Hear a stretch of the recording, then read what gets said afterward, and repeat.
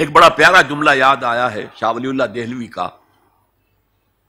اگر کسی معاشرے میں تقسیم دولت کا نظام غلط ہو جائے تو اس کے دو نتیجے نکلتے ہیں اور دونوں انتہائی تباہ کن۔ ایک طرف دولت کے انبار ہوں گے، اس کا نتیجہ کیا نکلے؟ عیاشی ہوگی، بدماشی ہوگی، گلچھرے ہوں گے، اسراف ہوگا، تبذیر ہوگی، اور یہی تلوار دوسری طرف کاٹ رہی ہے۔ دوسری طرف احتیاج ہوگی، بھوک ہوگی، محتاجی ہوگی۔ یہ عیاشی کی وجہ سے گمراہ ہو گئے، اور یہ کاد الفقر ان یکون کفرا، حضور نے فرمایا فقر تو کفر کے قریب پہنچا دیتا ہے انسان کو۔ جن کو 2 وقت روٹی نہیں ملتی وہ کیا اللہ سے لو لگائیں گے؟ جو 10-12 گھنٹے دن میں کام کرتے ہیں وہ رات کو کہیں جاگیں گے، کھڑے ہوں گے اللہ کے حضور؟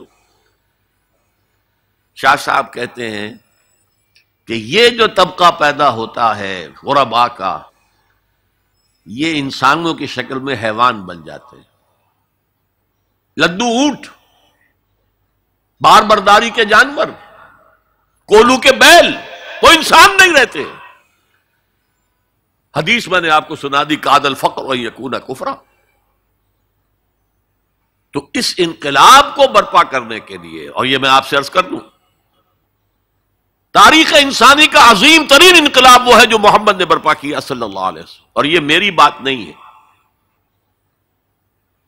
ڈاکٹر ایم این رائے، ممبر کمیونسٹ انٹرنیشنل،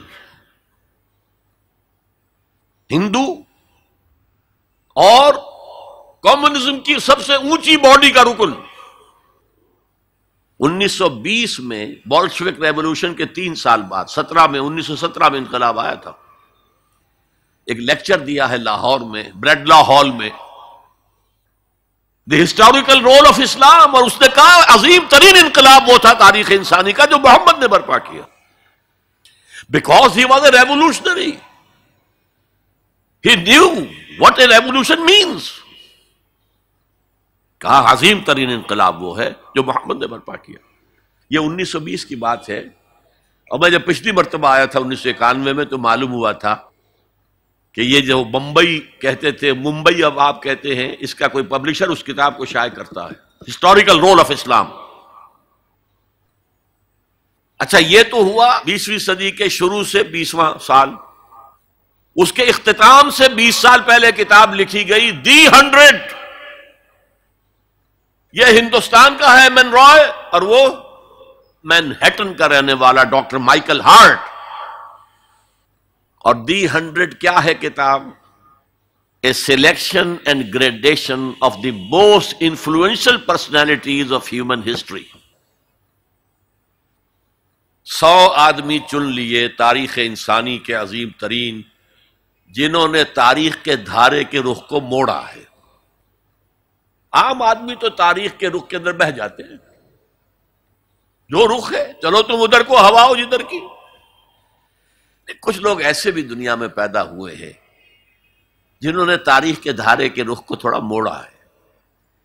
تو سلیکشن میں تو 100 نام گن لیے، اور پھر گریڈیشن کی، سب سے زیادہ کس نے موڑا، پھر کون، پھر کون، پھر کون، اور نمبر 1 پر لایا ہے محمد کو صلی اللہ علیہ وسلم۔ جو کتاب اویلیبل ہے آپ پڑھیں، اور بڑے خوبصورت الفاظ اس کے ہیں۔ Naturally I O an explanation, میں عیسائی ہوں، حضرت مسیح کو نمبر 3 پر لے گیا ہوں اور محمد کو نمبر 1 پر رکھ رہا ہوں، تو یقیناً مجھے کوئی نہ کوئی اس کی ایکسپلینیشن دینی ہوگی، کوئی توجیہ کرنی ہوگی۔ اور پھر اس نے وہ جملہ لکھا ہے جو میرے علم کی حد تک کسی مسلمان کی رسائی اس تک نہیں ہوئی۔ This is because he was the only person who was supremely successful on both the religious and secular fields. تاریخ انسانی میں ایک ہی آدمی ہے جو ریلیجس اور سیکولر دونوں میدانوں میں بہت اونچا ہے۔ باقی سارے کیا ہیں؟ یا مذہب، روحانیت، اخلاق میں اونچے ہیں، تو ریاست، سیاست، اس سے کوئی سروکار ہی نہیں۔ حضرت عیسیٰ کا بھی یہی معاملہ ہے، گوتم بدھ کا بھی یہی معاملہ ہے۔ اور یا ادھر ہیں اونچے شہنشاہ ہیں، بڑے بڑے فاتح ہیں، تو دوسری طرف زیرو نہیں بلکہ مائنس لیول کو لانا پڑے گا۔ ایک ہی شخص ہے وہ کہتا ہے، ایک دی اونلی، اسی لیے میں نے 3 دفعہ دہرایا ہے، the only person who was supremely successful at both the religious and secular planes۔ یہ ہے حضور کا انقلاب۔ برپا کس سے کیا؟ کتاب سے کیا۔ دنیا میں نظام عدل اجتماعی اور آخرت میں جنت تک رسائی، یہ صرف اس سواء السبیل، اس صراط مستقیم سے ہے جو قرآن جس کی نشاندہی کر رہا ہے۔ اب میری آخری بات، آج کی دنیا میں قرآن کا سب سے بڑا معجزہ وہ یہ ہے کہ اس کتاب کے ذریعے حضور نے تاریخ انسانی کا عظیم ترین انقلاب برپا کیا۔ اسی کتاب کے ذریعے کیا نا، اتر کر حرا سے سوئے قوم آیا اور نسخہ کیمیا ساتھ لایا۔